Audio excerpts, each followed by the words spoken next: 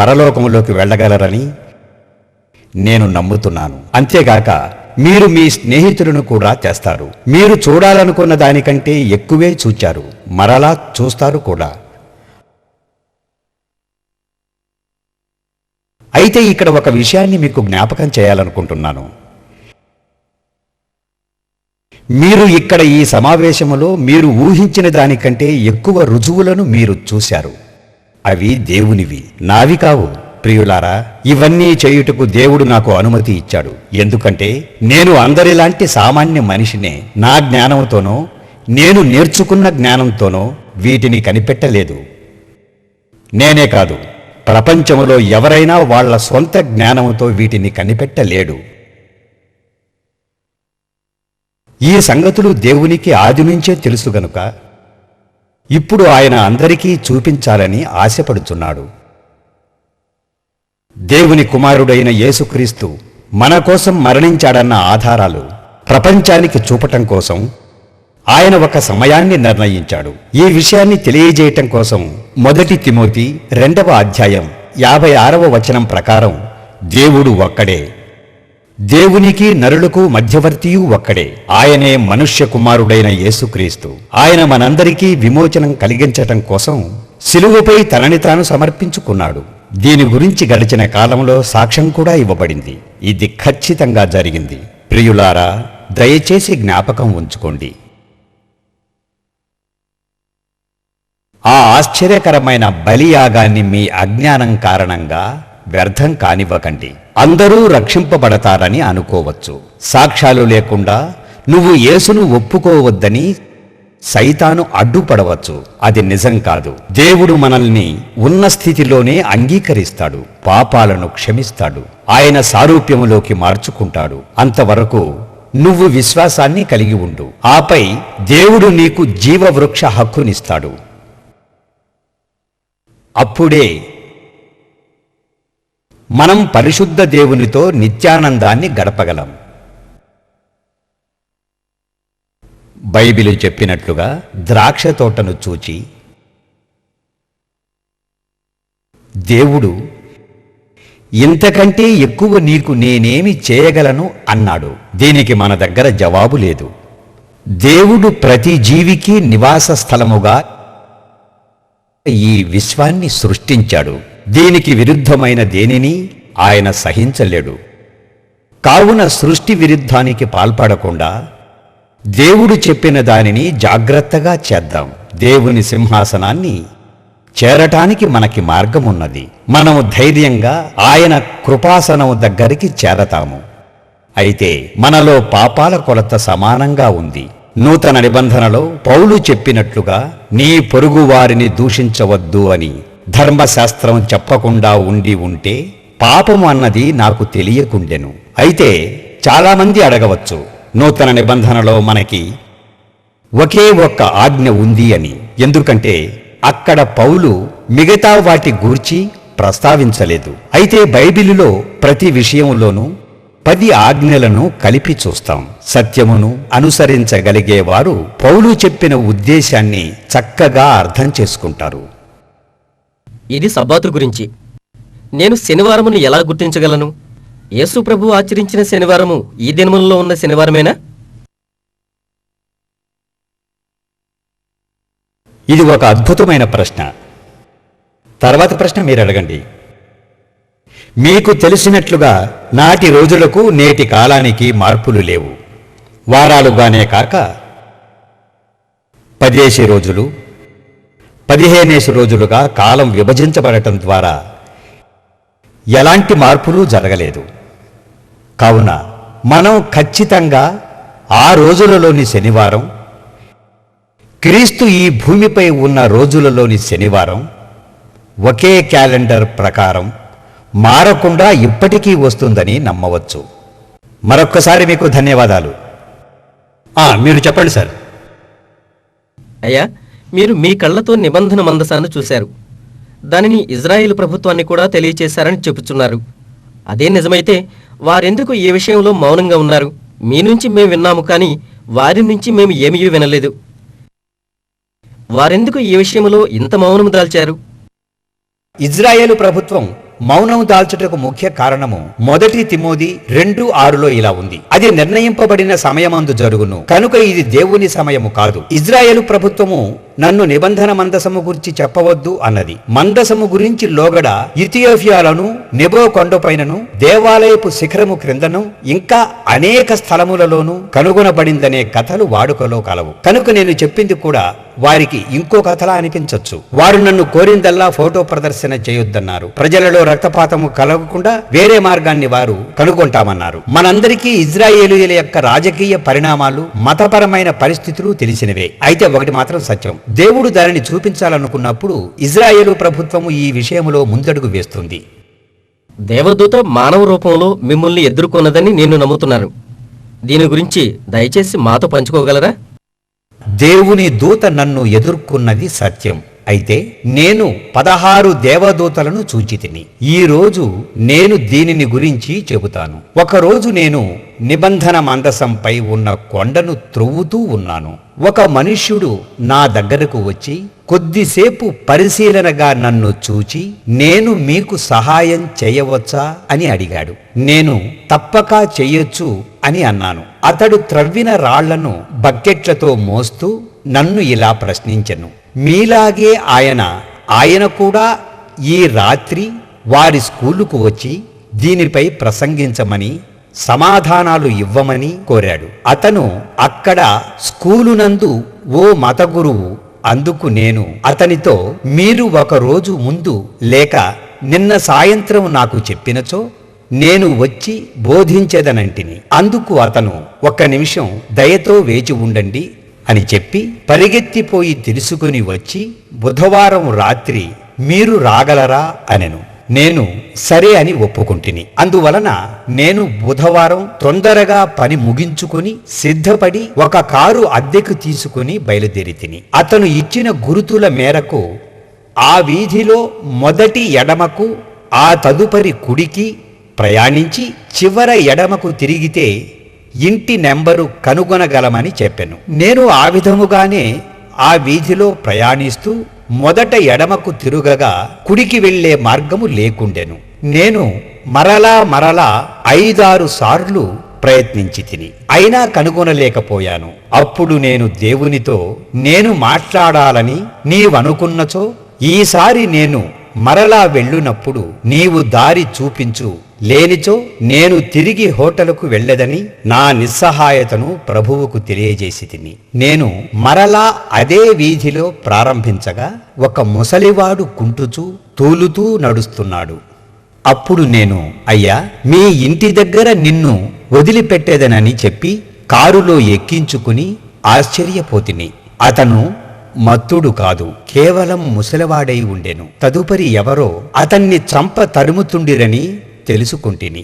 నేను మీకు సహాయం చెయ్యవచ్చా, మిమ్మును ఎక్కడికైనా తీసుకుని వెళ్ళాలా అని అడిగాను. అతను సరే, నన్ను తీసుకొని పో అని సెలవిచ్చెను. కారులో ఏసీ లేనందున అద్దములు గాలికై దించి తిని. అతడు నాతో ఒక కొట్టు దగ్గర నన్ను దింపమని ఎటు పోవలెనో చెప్పుతూ తీసుకెళ్తున్నాడు. అతనిని ఒక ఇంటి దగ్గర దింపగా అక్కడ 10 సంవత్సరముల నుండి ఎవ్వరూ నివసించినట్లు లేనట్లుగా ఆ ప్రదేశమంతా గడ్డి మొలచి ఉండెను. అతడు కారు దిగి ఇంటిలోనికి ప్రవేశించాడు. వెనుక కిటికీ గుండా బయటకు తొంగి చూచి నన్ను పిలిచి, మొదట ఆ వీధి గుండా నీవు కుడికి తిరిగి తిన్నగా వెళితే ఒక ఎత్తైన ప్రదేశం వచ్చును. అక్కడ నీవు వెతుకుతున్న ఇళ్ళు ఉంటాయి అని చెప్పాడు. నేను తిరిగి చూస్తే ఆ ముసలివాడు కనబడలేదు. అక్కడికి వెళ్ళి ఆ రాత్రి ఒక అద్భుతమైన సభలో గడిపాను. నేను నిజంగా మీ సదస్సుల్ని ఆనందించాను. మీకు ధన్యవాదములు. గత మొదటి రాత్రి నోవహు ఓడ దగ్గరికి వెళితే నోవహు ఓడ గురించి, డైనోసారస్లు అందులో ఎలా పట్టగలిగాయి, నాకు ఒక సిద్ధాంతం తెలుసు. తలస్తంభిత సిద్ధాంతానికే నేను తెలుసుకోవాలనుకుంటున్నాను. మెరుగుపరచబడిన గాప్ సిద్ధాంతం ఉంది. ఈ సిద్ధాంతం సరైనది కాదని మీరు పరిశోధిస్తే తెలుస్తుందని సలహా ఇచ్చుతున్నాను. మీ ప్రశ్న నాకు తెలుసు. చాలా మంచి ప్రశ్న వేశారు. ఓడలో డైనోసారస్లు ఎక్కడ ఉన్నవి, ఎలా పట్టగలిగినవి అనే కదా మీ అనుమానం. అసలు నోవాహు ఓడకు ముందు అసలు ఏం జరిగిందో నా స్నేహితుడైన మార్ఫీ ప్లోట్ ఇలా వివరించారు. అతను భూగర్భ శాస్త్రవేత్త. ఆయన ఇలా అన్నాడు: జలప్రళయానికి ముందు ఖనిజాలు మరియు లవణాలు భూమిలో మిళితమై ఉండెనని గ్రహించాడు. ఈ భూతలపై అవి ఒక తెరవలే ఆవరించి ఉన్నందున ప్రతి ప్రాణి భారీగా ఉండెను. ప్రత్యేకంగా చెప్పాలంటే ప్రాకెడి జంతువులు అన్నీ అవి నివసించినంత కాలము పెరుగుతూ ఉండేటివి. వాటికి కావలసిన చక్కటి ఆహారము, నివసించుటకు కావలసిన అనుకూల ప్రదేశము వాటికి ఉండెను. ఆ కాలంలో మనుషులు కూడా దాదాపు 1000 సంవత్సరాలు బ్రతికేవారు. ఈ రోజుల్లో కూడా ప్రత్యేకంగా ఆస్ట్రేలియాలోని భూమి మీద ప్రాకెడు జంతువులను అవశేషములు చూచినట్లయితే ఈ అవగాహన మనకు కలుగుతుంది. వాటిలో ప్రతిదానికి టీరెక్స్ ఉండదు. ఈ విధముగా బ్రతికిన ఓ కంగారు ఎముకల బోనును తీసుకొని దానికి ఉష్ణపక్షి కాళ్లను తొడిగించి మరియు ముసలి తలను తొడిగించి దానికి టీఎక్స్ అని పేరు పెట్టారు. కానీ మిగతా జంతువులు మామూలుగానే ఉన్నాయి. జలప్రళయం సమయంలో కేవలం అనుకూల ప్రదేశాలలో మాత్రమే నివసించగలిగే ఈ భారీ డైనోసార్లు మరణించి కేవలం వీటి అవశేషములు మాత్రమే భూమిలో దొరుకుతున్నాయి. అవే మనము కనుగొనగలుగుతున్నాము. నేడు మన జీవితాలు కూడా సుదీర్ఘ ఆయుష్ను కలిగి ఉండటము లేదు. నహుము 1వ అధ్యాయం 9వ వచనములో బాధ రెండవసారి రాకుండా బొత్తిగా నిర్మూలన చేయును అని వ్రాయబడి ఉంది. కనుక దానిని ముందుగాని తరువాత గాని ఇలాంటి విషయాలు మళ్లీ జరగవు. ఆదాముకు ముందు కాలంలో ఇలాంటి ఉన్నత దేహాలు లేవు. అయితే ఆదికాండము 6వ అధ్యాయములో ఉన్నత దేహాలు ఉన్నాయి అని వ్రాయబడి ఉంది. రాన్ గారు, మీ సభను చాలా ఆనందించాను. అయితే షేబదేశపు రాణికి సొలొమోను మహారాజు నిబంధన మందసము యొక్క చిన్న నమూనాను బహుకరించెను. ఇది ఇప్పుడు ఇథియోపియాలో ఉన్నది. మీరు కనుగొన్న నిబంధన మందసము ఇథియోపియా దేశంలో ఉండవలెను. అది నిజమేనా? దానికోసం కొంచెం వివరిస్తారా? ధన్యవాదాలు. మీరు అడిగిన ఈ 3 ప్రశ్నలకు మిమ్మల్ని అభినందిస్తున్నాను. ఈ ప్రశ్నలు విలువైనవి. వాటికి సంబంధించిన కొంత సమాచారం మీ దగ్గర ఉన్నందున నేను గర్వపడుతున్నాను. ఇప్పుడు ఇది కూడా సరైనదే. దీని గురించి క్లుప్తంగా చెబుతాను. ఈ కథలో ఏమున్నదంటే, ఇందులో 2 కథలున్నాయి. మొదటిది, అతని తండ్రి అయిన సొలొమోను నిబంధన మందసాన్ని వారికి ఇవ్వడంతో యెరూషలేములో నిబంధన మందసాన్ని ఆరాధించినట్లుగా షేబాలో కూడా ఆరాధించారు. ఏది ఏమైనా దేవుడు మాత్రం యెరూషలేములోనే నివసిస్తానని అన్నాడు. దానియేలు ప్రార్థనని మనం గుర్తు చేసుకుంటే అతను యెరూషలేము వైపు తిరిగి ప్రార్థిస్తున్నాడని తెలుస్తుంది. దేవుడు షేబాలో ఈ సదుపాయాన్ని కల్పించలేదు. ఈ విషయం ఇలా ఉంచితే, సొలొమోను క్రీస్తు పూర్వం 9వ శతాబ్దం నుండి 10వ శతాబ్దం వరకు జీవించాడు. షేబారాణి మరియు సొలొమోను ఒక కుమారుని కనుక కలిగి ఉన్నట్లయితే అతను అప్పుడు కూడా నివసించి ఉండేవాడు. బైబిల్లోని యెహెజ్కేలు గ్రంథములో 10వ అధ్యాయం ఈ విషయాన్ని చెబుతుంది. నేను మీకు వచనాలను ఇవ్వలేను, అవి నాకు జ్ఞాపకం లేవు. అయితే ఆ అధ్యాయములో దేవుని ఆత్మ కెరూబులపై ఉందని యెహెజ్కేలు అంటాడు. కొద్దిసేపటికి దేవుని ఆత్మ మందిర ద్వారం వద్ద ఉంది. ఇంకొన్ని వచనాలు పరిశీలిస్తే దేవుని ఆత్మ మందిరంపై ఉంది. తరువాత పట్టణం మీదుగా చివరకు తూర్పు వైపుకు వెళ్ళింది. దేవుని ఆత్మ, షెకీనా మహిమ ఒక్కటే, పేర్లు మాత్రమే వేరువేరుగా ఉంటాయి. ఇప్పుడు నేనొక ప్రశ్న వేయాలనుకుంటున్నాను. దీని ద్వారా సరైన జవాబు నీకు దొరుకుతుంది. షేబారాణి, సొలొమోను కుమారుడు లేక ఎవరైనా షెకీనా మహిమను నిబంధన మందసము నుండి ఒక నమూనాగా ఉన్న మందసములోకి 450 సంవత్సరాలు అనగా యెహెజ్కేలు కాలం వరకు పంపించగలరా? లేదు. మీకు నిండు వందనాలు. చిన్న ప్రశ్న. ప్రజలు ఆ స్థలమును సమీపించిన కొలది కొందరు మరణించిరి, కొందరు స్పృహ తప్పిరి. నేను స్వయంగా వెళ్ళాను. నేను నిబంధన మందసము ప్రభు రక్తధారల ముందు కూర్చొనగలిగాను, చూడగలిగాను. అని చెప్పినప్పుడు ఇజ్రాయేలు ప్రభుత్వం దానిని అక్కడి నుండి తరలించాలనుకుంది. ఇది ఆక్రమిత కేంద్ర ప్రాంతం. అమెరికా ఇతర దేశాలు యాసర్ అరాఫతుకు స్వాధీనం చెయ్యాలని ఒత్తిడి తెస్తున్నారు.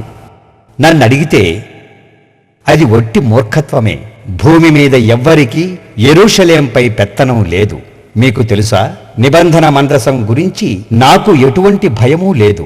ఆ నలుగురు దూతలు యాసర్ అరాఫత్నైనా సరే, ఇంకెవరినైనా సరే వారే చూసుకుంటారు. నా ఆశ ఒక్కటే, ఇవి వారి చేతికి అందకూడదు. దేవుడు వారిని దీవించుగాక. నేను వాళ్ల కోసం ప్రార్థిస్తాను. ఈ పరిశుద్ధ వస్తువులను ఉపయోగించటానికి వారికి అర్హత లేదు. మృత సముద్రం దగ్గర దొరికిన చర్మపు చుట్టలను వాళ్ళు చిందరవందర చేశారు. వాటిని సమకూర్చటానికి సంవత్సరం పట్టింది. ఇప్పుడు చెప్పండి, మీ ప్రశ్నేంటి? నేను తిరిగి మార్గం మీదకు వస్తున్నా. ఏది ఏమైనప్పటికీ ఇజ్రాయేలీయులు ప్రభుత్వం. మరొక్కసారి మీరు చెప్పండి సార్. మా ప్రశ్న, గుహలో వారు మరణించారా అని.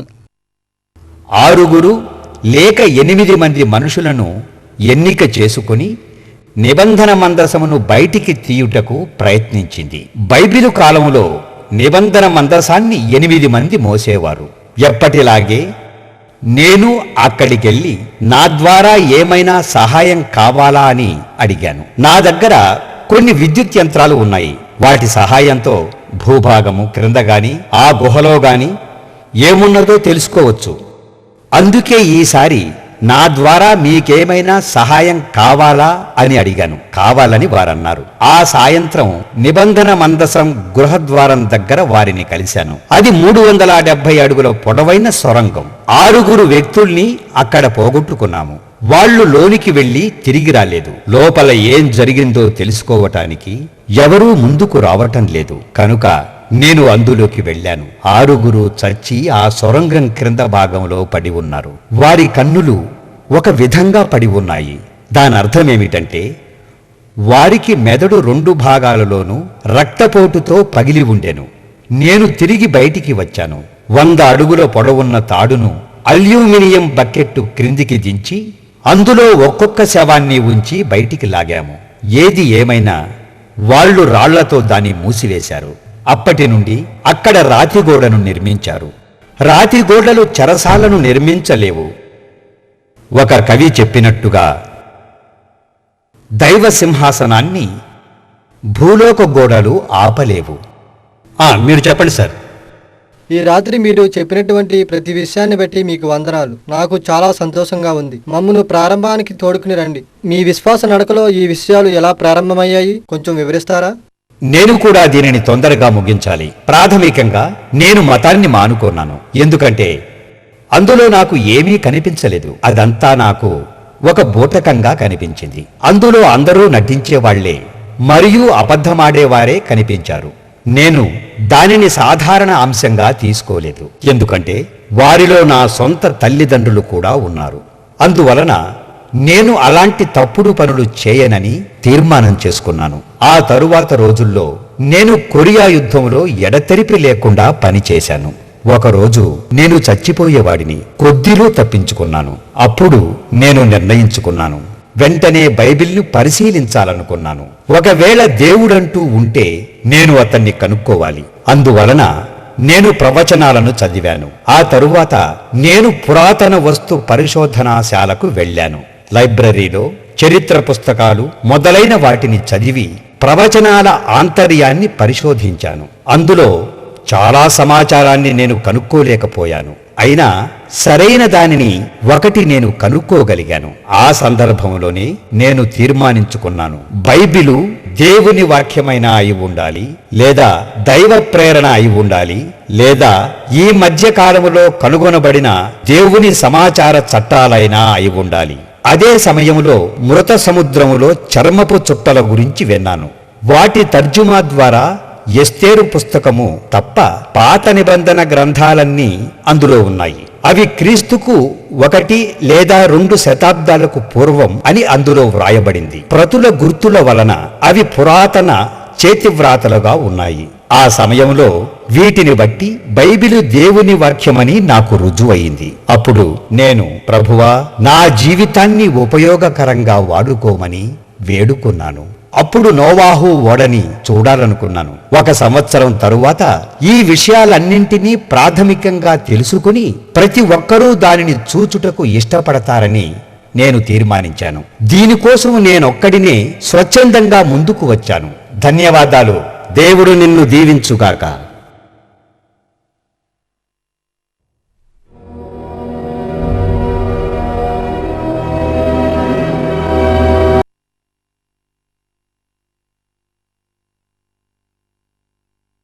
మాలో కొంతమందికి ఆస్ట్రేలియాలో విస్తృతంగా పంచబడిన కరపత్రాలు దొరికాయి.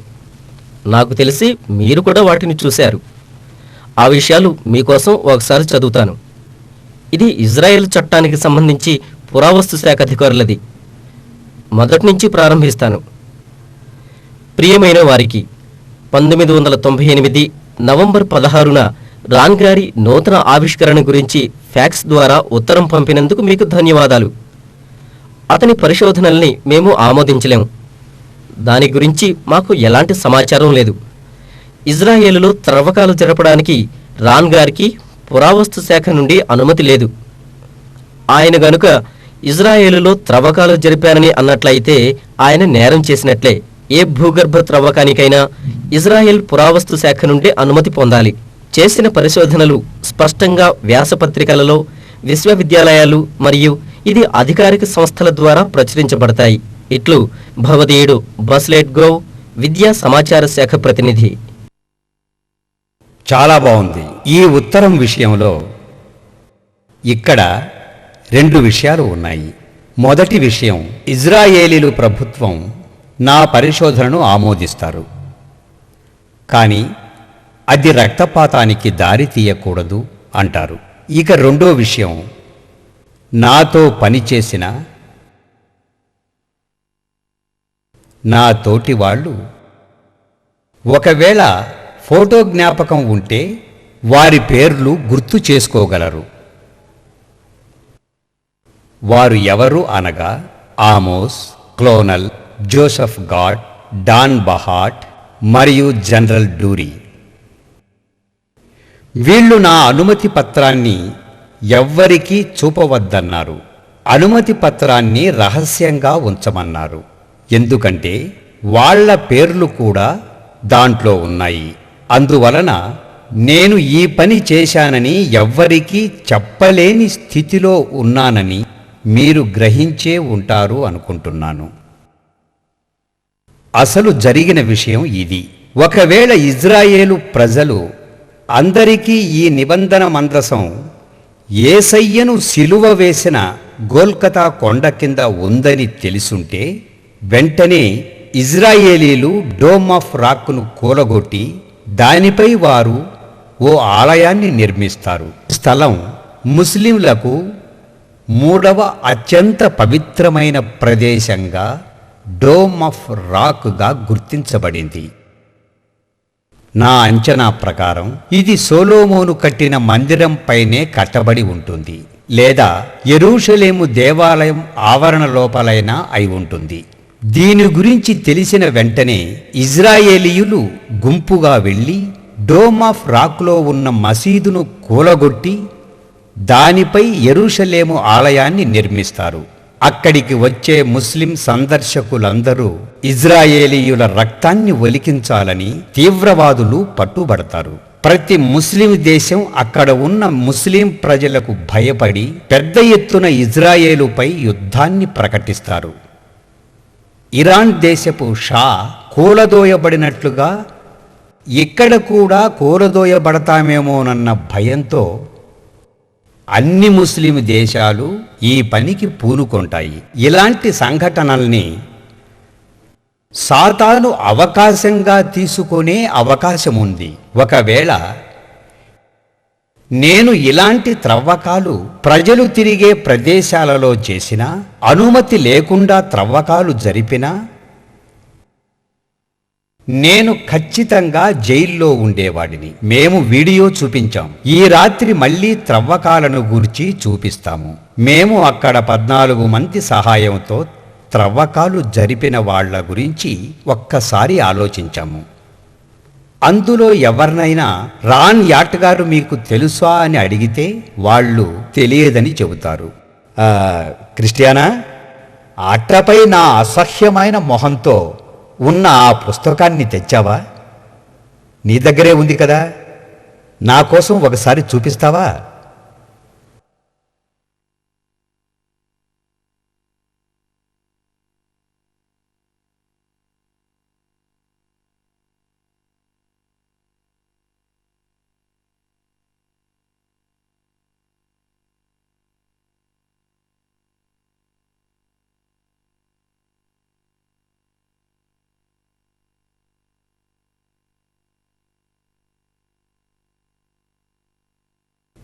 పుస్తకములో ఉన్న ఈ వ్యక్తి పురాతన వస్తు శాఖాధికారి.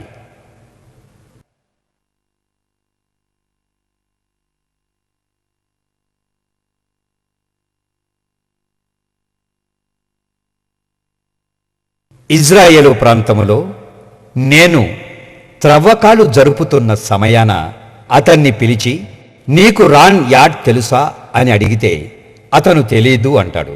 ఇక్కడ నా ఫోటో చూస్తే నిజం మరోలా ఉంటుంది. నేను చెప్పదలుచుకున్నది ఒక్కటే, దేవుడే వీటన్నిటినీ వెలుగులోకి తెచ్చాడు. రాతి పలకలు, నిబంధన మందసము, వీటిని దేవుడే అనుగ్రహించాడు. దేవుని కుమారుడు లోకం కోసం మరణించాడని పీఠంపై ఉన్న క్రీస్తు రక్తమే బలమైన ఆధారం. మొదటి తిమోతి 2వ అధ్యాయం 6వ వచనంలో ఆయన ప్రజల విమోచన కోసం క్రయధనముగా తనని తాను అర్పించుకున్నాడు. ఒకే దేవుడు, ఒకే మధ్యవర్తి, దేవునికి మనిషికి మధ్య ఉన్న యేసే ఆయన కుమారుడు. యేసుక్రీస్తు మనందరి కోసం తనని తాను సమర్పించుకున్నాడు. ఈ విషయం సమయం వచ్చినప్పుడు రుజువు చేయబడుతుంది. కనుక యుక్తకాలం వచ్చే వరకు బైబిలు చెప్పిన మాటలే సాక్ష్యంగా ఉంటాయి. ఈ విషయంలో మీరు గాని నేను గాని చేయగలిగింది ఏమీ లేదు. మనకు దేవునికి మధ్య ఉన్న విషయం ఇదే. దేవుని కోసం వెతికే వారికి ఇది శోధనా కాలం వంటిది.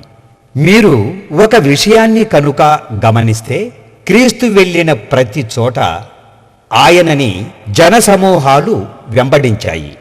ఒకరోజు క్రీస్తు, మీరు నా శరీరమును ఆహారముగా, నా రక్తాన్ని పానీయంగా తిని త్రాగేవారే నాతో పాలుపంపులు గలవాడు అనెను. ఆపై ఆయన్ని వెంబడించిన అనేక మంది వెనక్కి వెళ్ళిపోయినారు. అప్పటి నుండి ఆయన్ని వెంబడించలేదు. ఇది చాలా కఠినమైన మాట అని వారి అభిప్రాయం. అలా వాళ్ళని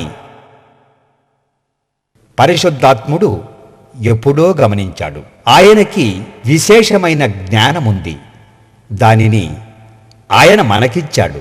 ఈరోజు మనము ఏదైతే తెలుసు అని అనుకుంటున్నామో ఆనాడే చేసి చూపించాడు. వాళ్ళు ఓపిక పట్టి యేసుని అడిగినట్లయితే దానికి సరైన అర్థం వాళ్లకు చెప్పి ఉండేవాడు. కొండపై 5 రొట్టెలు 2 చేపలు తిన్నప్పటికీ వాళ్ళు దేవుని మహిమను గ్రహించలేకపోయారు. దేవుని అద్భుతాలను గ్రహించలేక అక్కడి నుండి వెళ్ళిపోయారు. ఒకవేళ మీరు ఈ విషయాల్ని ఇతరులతో పంచుకున్నట్లయితే ఈ ఉత్తరాన్ని మీ ముఖాన కొట్టి, ఇవన్నీ కట్టుకథలు అని అనేవారు. నేను అలాంటివేమీ పట్టించుకోలేదు. ప్రియులారా, ఇజ్రాయేలు ప్రభుత్వం సత్యాన్ని మార్చేసింది. ఈ ఉత్తరం వ్రాసిన వ్యక్తికి కూడా ఈ నిజం తెలుసు. కానీ ఈ విలువైన సత్యాన్ని వాళ్ళు అబద్ధంగా మార్చారు. వారి కోసం దయతో ప్రార్థించండి. క్రీస్తు వాళ్ళని కూడా ప్రేమించాడు. ఆయన వీళ్ల కోసం కూడా మరణించాడు. వాళ్ళు దేవునికి వ్యతిరేకంగా పోరాడకుండా దేవుడు వారిలోకి ప్రవేశించి వారి కోసం దేవుడు చేసిన కార్యాలను వారికి తెలియచేసేటట్లు ప్రార్థించండి. క్రీస్తు వాళ్ళని కూడా ప్రేమించాడు. వారి కోసం దయతో ప్రార్థించండి.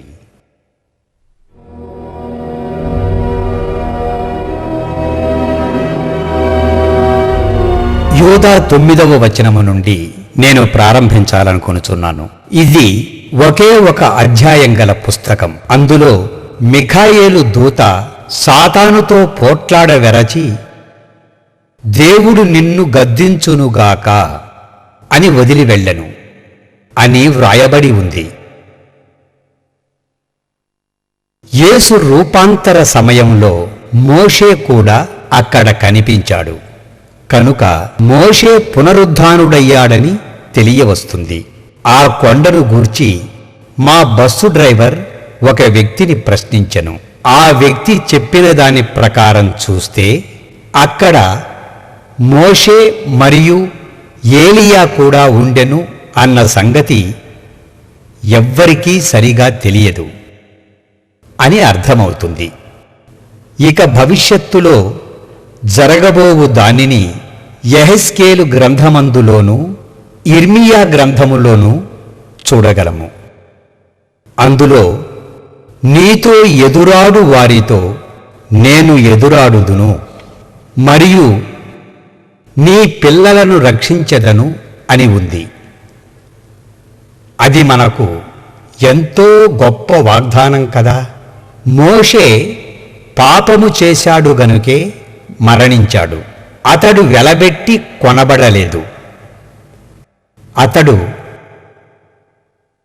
పాత నిబంధన ప్రకారం బలి అర్పణల యందు పాలు పంచుకున్నప్పటికీ క్రీస్తు మరణించు వరకు మోషే సాతాను చేతిలో శాస్త్రయుక్తంగా బంధింపబడియున్నవాడే. మోషే మాత్రమే కాదు, ఇంకా అనేక ఇతరులు క్రీస్తు రక్తం చిందించి మరణించు వరకు సాతాను యొక్క బంధకముల యందు చిక్కినవారే. యెషయా 26వ అధ్యాయం 19వ వచనములో ఇలా ఉంది: మృతులైన నీ వారు బ్రతుకుదురు, నా వారి శవములు సజీవములగును. మంటిలో పడి ఉన్న వారలారా మేలుకొని ఉత్సహించుడి. నీ మంచు ప్రకాశమానమైన మంచు భూమి తనలోని ప్రేతలను సజీవులుగా చేయును. యేసు పుట్టుటకు దాదాపు 600 సంవత్సరాల క్రితం ఈ ప్రవచనం మనకివ్వబడింది. కాని క్రీస్తు మరణములో ఇది నెరవేర్చబడింది. అదే సమయములో మత్తయి 27వ అధ్యాయం 15-23 వచనాలలో మనము చూడగలము. యేసు మరలా కేకవేసి మరణించెను. దేవాలయపు తెర పైనుండి క్రింది వరకు చినిగెను. జంతు బలుల యొక్క ముగింపును అది సూచించుచున్నది. మందిర ద్వారము యొద్ద ఎవరు వచ్చి నిలబడతారో వారికి అతి పరిశుద్ధ స్థలము కనబడుటకు సిద్ధపరచబడింది. అంతేకాదు, దానియేలు గ్రంథమందు వ్రాయబడి ఉంది, అతడు బలియాగమును నిలిపివేయును. యేసు మరణం గురించి బైబిల్లో ఇలా వ్రాయబడి ఉంది: భూమి వణికెను, పర్వతములు బ్రద్దలయ్యెను, మరియు సమాధులు తెరువబడెను. క్రీస్తునందు నిద్రించిన అనేకులు లేచిరి. యేసు లేచెను, కనుకనే వారును లేచిరి. అతను పట్టణములోనికి పోయి అనేక మందికి కనిపించెను. ఇది పరిశుద్ధ పట్టణము యొక్క మైదాన ప్రాంతము. ఇప్పుడు ఆ పట్టణము నాశనము చేయబడింది. మీరు వచ్చున్నప్పుడు దమస్కు ద్వారము ద్వారా వెళ్ళవలసిందే గదా. దానికి ఇంకాస్త ముందుకు పోతే రోమా సామ్రాజ్య కాలము నుండి ఉన్న ముఖ్యమైన ద్వారం కలదు. అది పడగొట్టబడింది. దానిని మీరు చూడవచ్చును. మనకు తెలియని అనేక వస్తువుల గురించి తెలుసుకొనగలము. పునరుత్థానులైన వారు ఈ ద్వారం గుండా పట్టణములోనికి పోయినప్పుడు వారు బెంబేలెత్తిపోయారు. ఆ సమయములో ఏమి జరిగిందంటే, మిఖాయేలు దూత మోషే పునరుత్థానానికి వచ్చాడు. అప్పుడు క్రీస్తునందు నిద్రించిన అనేకులు లేచారు. 100 సంవత్సరాలుగా జంతువుల రక్తం దేవుని భూసింహాసనమైన కరుణాపీఠంపై ప్రోక్షింపబడుతూ వచ్చింది. నిర్గమకాండము మరియు లెవీకాండములో వ్రాయబడిన ప్రకారం మోషేకి దేవుని సింహాసనం యొక్క నమూనా బోధించాడు. సినాయి కొండపై నీకు చూపించబడిన విధముగా దానిని తయారు చేయుటకు జాగ్రత్త పడుము. అందువలన దేవునికి పరలోకములో ఒక సింహాసనం కలదు. ఆయన యొక్క భూలోక సింహాసనం ఇక్కడ ఉన్నది. ఈ మందసంపై ప్రకాశమానమైన మహిమ ఉంది. జంతువుల రక్తం క్రీస్తు రక్తానికి సాదృశ్యంగా ప్రోక్షింపబడుతూ ఉంది. 600 సంవత్సరాల క్రీస్తు శిలువ యాగానికి పూర్వం ఉత్తరము నుండి బబులోను సైన్యం యెరూషలేమును నాశనము చేయుటకు వచ్చెను. ఆ సమయములో కొందరు యాజకులు దేవునిచే బోధింపబడిన వారై నిబంధన మందసమును దాని మీద ఉపకరణములను మందిరము నుండి తీసుకుని ఒక గుహలో దాచారు. ఆ గుహ శిఖరము ఓ కపాలములాగా ఉన్నది. ఆ గుహ భాగము నుండే మనం నడిచి వచ్చింది. అతను వాటిని ఆ గుహలోనే దాచి ఉంచెను. 600 సంవత్సరాల తరువాత రోమీయులు యేసయ్యను సిలువ వేయుటకు ఆ గుహ భాగము పైన ఉన్న బండను తొలిచారు. అదే ఒకప్పటి మోరియా కొండ. ఇప్పుడు మనము దానినే త్రవ్వాము. అక్కడ 20 అడుగుల వరకు వ్యాపించిన గట్టి సున్నపురాయి ఉంది. ఇతర రాళ్ల కన్నా అది చాలా గట్టిగా ఉంటుంది. అందువలననే ఆ కొండపై ఉన్న ముఖము యొక్క ఆకారము ఇంకా చెక్కు చెదరలేదు. ఆ ముక్కు భాగము మధ్యలో ఉన్న బండ 8 పాయింట్ల గట్టిదనము కలది. కనుకనే 2000 సంవత్సరాల నుండి కూడా అది అలాగే ఉంది. దేవుని స్పర్శతో ఈ బండ మొదట పులకించినా ఆయన మరణాన్ని తట్టుకోలేక భూమి వణికింది, బండ బ్రద్దలయ్యింది. కనుకనే శిలువ యొక్క ఎడమ భాగములో బండపై ఎంతగా చీలిక వచ్చిందంటే పైనున్న శిలువకు క్రింద గుహలో ఉన్న మందసానికి దేవుడే దారి ఏర్పాటు చేసినట్లయింది. మనుష్యుని కాలేయము 5వ ప్రక్కటెముక క్రింద ఎడమ వైపు ఉంటుంది. బైబిలు గ్రంథములో 5వ ప్రక్కటెముకను గూర్చి మనము చూచినట్లయితే మనుష్యులను చంపుటకు అక్కడ కొడతారు. అరిమతై యేసేపు పిలాతు దగ్గరికి వచ్చి యేసు దేహమును తనకిమ్మని అడిగెను. సైన్యం వారు యేసు చనిపోయెనని విని ఆశ్చర్యపోయారు. పిలాతు కూడా అతను అప్పుడే మరణించనా అని ఆశ్చర్యపోయాడు. అతను రోమా సైనికులను మీరు వెళ్లి చనిపోయాడని నిర్ధారించిన తరువాత అరమతై యేసేపుకు ఆ దేహమును ఇవ్వనాజ్ఞాపించెను. రోమా సైనికుడు యేసును బల్లెముతో పొడవగా అది అతని కాలేయములోనికి పొడుచుకుపోయెను. ఆరోగ్యవంతుని కాలేయములో 2 లేక 3 యూనిట్ల రక్తము నిలువ ఉంటుంది. ఆ రక్తము అత్యవసరానికై కాలేయములో ఉంటుంది. ఒకవేళ భయం లేక కోపం చూపితే కాలేయము కుదించుకుపోతుంది. అది మెత్తని కండ గనుక రక్తాన్ని ప్రసరణలో కలిపి శరీరానికి శక్తిని ఇస్తుంది. అప్పుడు అది చురుకుదనం, ఆలోచనా శక్తిని పెంచుతుంది. అయితే మనిషి చనిపోయినప్పుడు కాలేయం గట్టిపడి 3 లేక 4 యూనిట్ల రక్తాన్ని కలిగి ఉంటుంది. రక్తం ఒక ద్రావకం కాదు, అది మిళితమయం. ఒక ద్రావకం ఒక అరలో ఉండగలదు, సంవత్సరాల తర్వాత కూడా అలాగే ఉండగలదు. ఒకవేళ మిళితమయమును నీవు కలపకపోతే అది విడిపోతుంది. ఇక రక్తం గురించి మాట్లాడితే గుండె దానిని పంపడం ఆపితే సీరం క్రిందికి, ప్లేట్లెట్లు పైకి వెళ్ళి తొందరగా గడ్డకట్టి ఆపై ఇంకా గట్టిగా గడ్డకడుతుంది. ఇదంతా సమయానుకూలంగా జరుగుతూ ఉంటుంది. ఒకవేళ అలా జరగకపోతే ఏ రక్తం కూడా ప్రసరించదు. అప్పుడు కేవలం సీరం మాత్రమే ఉంటుంది. అందుకే దేవుడు ఈ ప్రక్రియను అమర్చాడు. రోమా సైనికుడు తన బల్యాన్ని యేసు ప్రక్కలో పొడిచి తీయగా రక్తము నీళ్లు తన్నుకొని బయటికి వచ్చాయి. 2 లేక 3 యూనిట్ల రక్తం. ఇందులో దాదాపు పావు నుండి సగం ఆ గుహ చీలికలోనికి ప్రవహించింది. ఆ చీలిక ద్వారా కరుణాపీఠంపై అది పడింది. లోగడ జంతువుల రక్త ప్రోక్షణ ద్వారా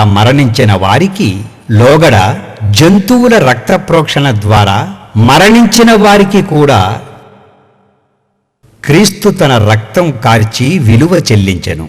అలాగే నీవు నేను కూడా అలాగే విలువ కట్టి కొనబడిన వారము. కొందరు ఉన్నారు, వారి ఉద్దేశాలు వేరు. వారి హృదయాలను దేవుడు దీవించునుగాక. మాకు బోధింపబడినది మేము బోధించాము. ఇప్పటి వరకు మీరు నేర్చుకున్నది ఉన్న పాటున విడువడం కష్టమే. దానిని మేము గౌరవించుచున్నాము. అయితే ఏది ఏమైనా కరుణాపీఠంపై క్రీస్తు రక్తము మాత్రమే నిబంధనను నెరవేర్చింది. ఛాయగా ఉన్నది ఇప్పుడు నిజమైంది. మంచి ప్రతిసారి చెడును ఎదుర్కొంది. దేవుడు క్రీస్తు నిబంధనను అంగీకరించను అనుటకు సాదృశ్యము మృతులు సమాధుల నుండి లేచి వచ్చిరి. మీలో కొందరు మా వార్తాపత్రికను చదివేవారు. ఇక్కడ దక్షిణాన 20 మైళ్ళ దూరములో ఉన్న మెక్ఫెలా గుహ గురించి చదివి ఉంటారు. దీనిని మేము కనుగొన్నప్పుడు ఇందులో 3 పెద్ద సమాధి గుంతలు, అందులో ఒక మనిషి అతని భార్య ఉండెను. అబ్రహాము కాలపు కుండలను పోలినవి అందులో ఉండెను. మేము అక్కడ దంతములు గాని, వెంట్రుకలు గాని, ఎముకలు గాని, మానవ శరీరానికి సంబంధించినది ఏవీ కనుగొనలేదు. అక్కడ మేము కొన్ని చెడిపోయిన ఆహార ముడి సరుకులను అప్పుడు వారు ఉపయోగించినవి చూడగలిగితిమి. అక్కడ అబ్రహాము, ఇస్సాకు, యాకోబు మరియు వారి భార్యలు అక్కడ నివసించిన వారిలో ఉండిదనుటకు నిదర్శనము. బైబిల్లో తప్ప వీటి గురించి ఎక్కడా వ్రాయబడకపోవడం నాకు ఎంతో ఆశ్చర్యాన్ని కలిగించింది. అక్కడి పాలకులు వాటిని గుట్టుచప్పుడు కానీయకుండా జాగ్రత్త పడ్డారు. అది మక్ఫెలా గుహ అని మనకు ఎలా తెలుస్తుంది? దానిని అదే గుహ అని మనం ఎలా అనుకోవచ్చు? దేవుడు సరైన ప్రదేశాలను మానవ జ్ఞానానికి అందకుండా ఉంచాడు. ఒకవేళ మనం ఇలాంటి వాటిని చూస్తే ఎలుకల్లా దాని చుట్టూ చేరి ఒక పెద్ద నిర్మాణం దానిపై చేసి రానున్న తరము వారికి అది ఏమిటో తెలియకుండా చేస్తాము. అయితే దేవుడు అలాంటిదేమీ ఇక్కడ జరగనివ్వలేదు. ఇది క్రీస్తు చనిపోయిన స్థలానికి 100 గజాల దూరాన మీరు కూర్చున్న దగ్గర అది జరిగింది. ఈ సమాధి గుహ మీరు చూచుచున్నదే. ఇక్కడి నుండే క్రీస్తు లేచాడు. స్నేహితులారా, ఇది పరలోక ద్వారము, యాకోబుకు కలవొచ్చిన స్థలము. ఉత్తరానికి కొద్ది దూరమే. అక్కడే అతనికి దర్శనమొచ్చింది. దేవదూతలు ఎక్కుట దిగుట నేను చూచాను అన్నాడు. దేవదూతలు ఎక్కుట దిగుట నేను చూచానన్నాడు. అతడు ఇది పరలోక ద్వారమే గాని మరొకటి కాదన్నాడు. దానినే నేను మీకు తెలియజేయుచున్నాను. అదే ఇది.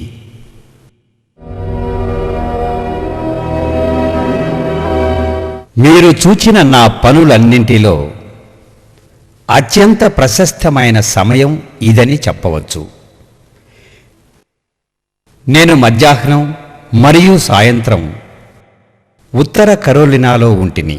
అక్కడి ప్రజలు వీడియో చూచిన తర్వాత అనేక మంది ప్రశ్నలు అడుగుచుండిరి. అందులో కొందరు, మీరు బృందాలుగా ఉండి ఈ పనులు జరిగిస్తారా అని అడిగారు. అందుకు నేను, లేదు, సైన్యములో పనిచేసేటప్పుడు అలా చేశాను. అలా చేయడం ఇప్పుడు నాకు ఇష్టం లేదు అన్నాను. ప్రస్తుతం నేను దమస్కస్ నందు ఉన్న నెబులస్ రోడ్డుపై ఉండే జెరూసలేము అనే చౌక హోటల్లో ఉంటూ దీనిని నడిపిస్తున్నాను అన్నాను. ఇంకొకరు, మీరు తిరిగి ఎప్పుడు ఇజ్రాయేలు దేశం వెళతారు అని అడిగారు. అందుకు నేను సెప్టెంబర్ నెల మధ్యలో వెళతానన్నాను. మేము మాకు కావలసిన అన్నీ పోగు చేసుకుని నేను నమ్మిన సహాయకులను యెరూషలేములో పనిచేయుటకు తీసుకుని వెళ్ళాను. మేము యెరూషలేము వెళ్ళి హోటల్ చేరుకునేటప్పటికి ఉత్తర కరోలినా సభలో చూచిన డాక్టరు అక్కడ మెట్ల మీద నిలబడి ఉన్నాడు. నేను పిలవకనే ఈ డాక్టరు ఎందుకు వచ్చారో నాకు అర్థం కాలేదు. అతనిని చూచి నేను నమ్మలేకపోయాను. అతను రాకముందు ఒక్క మాట కూడా నాకు చెప్పలేదు. ఇంత ఖర్చు పెట్టి వచ్చాడు. అసలు ఇతనిని నమ్మవచ్చా అన్న అనుమానం నాలో ఏర్పడింది. దేవుడు నాతో ప్రతి పనిలో ఉండాలని ప్రార్థనాపూర్వకంగా అనేక జాగ్రత్తలు తీసుకుంటాను. ప్రియులారా, ఈ విషయాలు చాలా ముఖ్యము. ఏమి చేయాలి, ఎప్పుడు చేయాలి అన్న విషయాల్లో కొందరు చురుగ్గా తెలివిగా ప్రవర్తిస్తారు.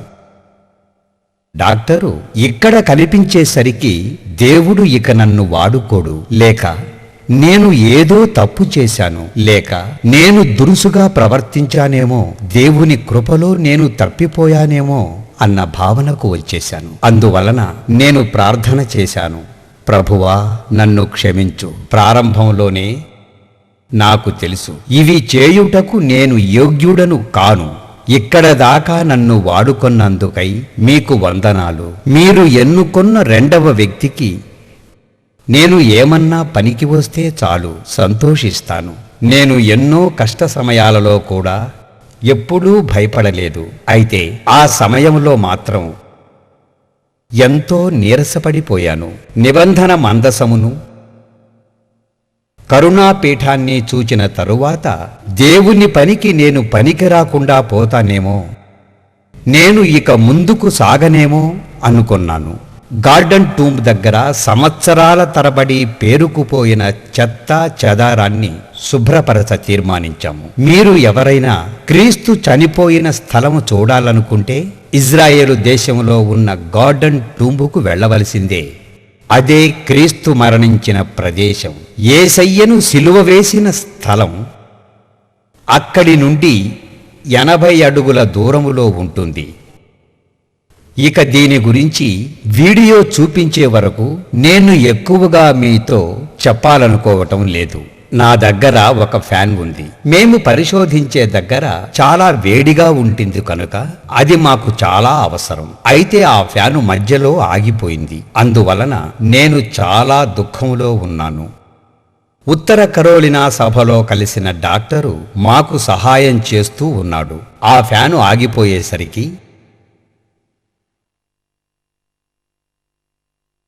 అతను లంచ్ తీసుకుని అక్కడే కుడివైపు క్రిందికి వెళ్ళాడు. ఓ చెట్టు నీడన ఆయన తింటూ ఉన్నాడు. నేను అక్కడే క్రింద కూర్చుని ఫ్యాను బాగు చేయుచున్నాను. ఆ సమయంలో నేను ఏమి చేస్తూ ఉంటానో నాకే తెలియని పరిస్థితిలో ఉన్నాను. మీరు అలాంటి పరిస్థితిలో ఎప్పుడైనా ఉన్నారా? ఏది ఏమైనప్పటికీ నేను ఒక స్వరం విన్నాను. ఆ స్వరం యొక్క యజమాని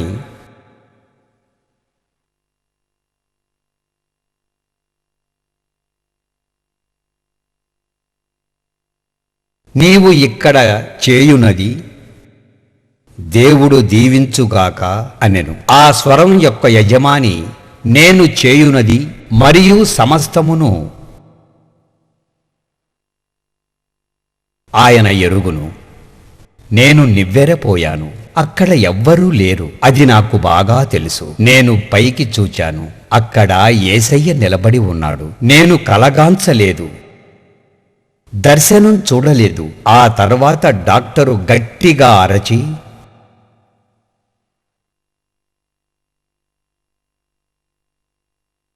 రాన్, మీకు తెలుసా మనము దేవదూతతో మాట్లాడుతున్నాము అని అన్నాడు. యేసయ్య పొడవుగా ఉన్నాడు. నల్లని జుట్టు, నల్లని గడ్డము, ముదురు గోధుమ కళ్ళు, కళ్లకు జుట్టుకు తగ్గ రంగులో ఉన్నాడు. ఆయన చెప్పిన ఆ మృదువైన మాట నా జన్మలో నేనెప్పుడూ వినలేదు, ఎప్పటికీ మరచిపోలేదు. నాకు తెలుసు ఆయన యేసయ్యా అని. నేను ఒక పరిశోధకుడను కనుక కొన్ని విషయాలు అడిగి తెలుసుకోవాలి అనుకున్నాను. లేకుంటే నా జ్ఞానం ఏపాటిది? ఆయన ధరించిన వస్త్రములు నేడు అరబ్బులు ధరించే వస్త్రాల్లాగే ఉండెను.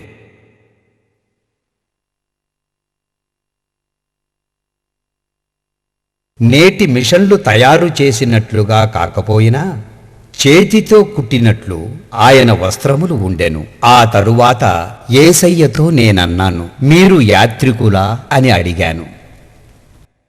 యేసయ్య లేదు అనెను. ఇక నేనేమీ చేయలేక కూలబడిపోయి ఆయన వైపు చూస్తూ అలాగే ఉండిపోయాను. ఆ తర్వాత ప్రభువు నాతో చెప్పెను, నేను దక్షిణాఫ్రికా నుండి నూతన యెరూషలేము వైపు వెళుతున్నాను అనెను. యాకోబు కల మీ అందరికీ తెలుసు కదా. అక్కడ దేవదూతలు పరలోకము నుండి ఎక్కుతూ దిగుతూ ఉండిరి.